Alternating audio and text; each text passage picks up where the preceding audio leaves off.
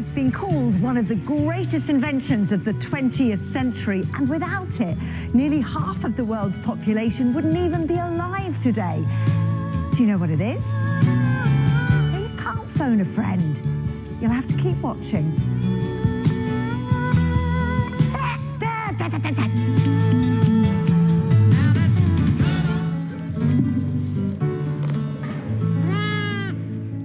I'm talking about this stuff, fertiliser.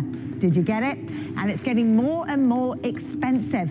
On the programme this week, we've got Lord John Fuller, the former Conservative leader of South Norfolk Council, who runs a fertiliser business.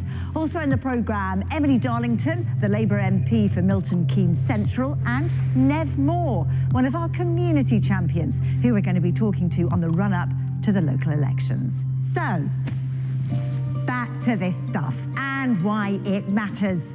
Let's go back to basics.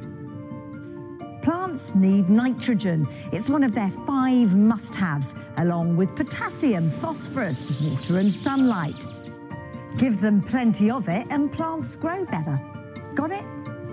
Fertiliser can be organic, basically animal poo, or it can be man-made, combining those essential ingredients.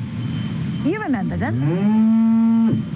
Nitrogen, potassium, phosphorus. Production requires massive amounts of natural gas, so it's cheaper to produce in regions where it's abundant, like the Middle East. You know what's coming next?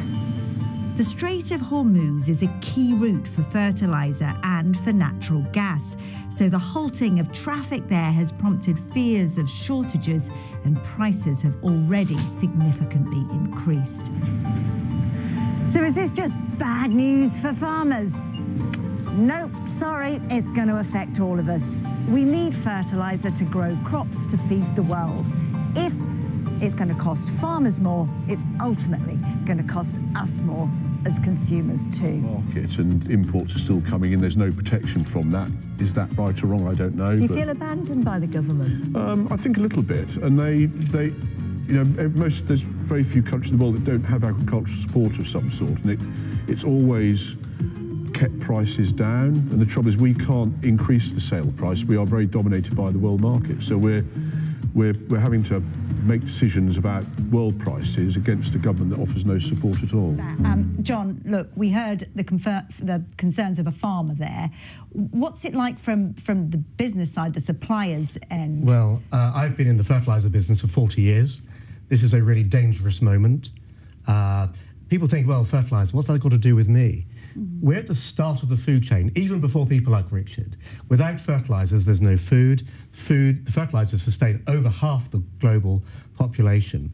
But the price spikes that Richard has identified, and there's probably more to come, as we fight the rest of the world for scarce supplies, are going to feed into bread, biscuits, beer, milk, dairy, some of it really very quickly. Well, we had Tom Bradshaw, head of NFU's, warned this week that the price of cucumbers and tomatoes are going to be going up in a matter of weeks. Salads in particular, but I think dairy products pretty quickly.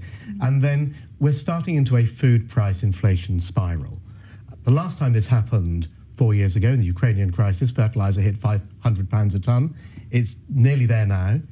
Astonishingly, the government now wants to introduce new fertiliser taxes on top, which won't do anything. Well, yeah, I mean, Emily, that seems crazy, doesn't it? This fertiliser tax that's round the corner. So there was a COBRA meeting earlier this week. Everything is under review as we're looking at the impact of this war. But I would say, and I wanted to link to something that your farmer very much said, when we used to have a bit of insulation when we were part of Europe, and actually we need to figure out how we're insulating ourselves with Europe again, working closely with them around farming. As we've seen, we've already done a lot more with them around farming, and actually that's good for British farming when we're working closely with Europe. I don't want to get into a Brexit debate. No. All I will say is that Northwest Europe is a structurally uncompetitive place to grow fertiliser, produce fertiliser. Gas is 6 times higher than it is in the US.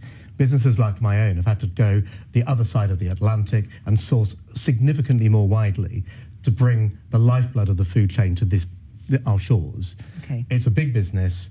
and we're all going to have to... This is a crunch point. I can see, you know, you're worried. This is very very concerning. for food security globally. Let me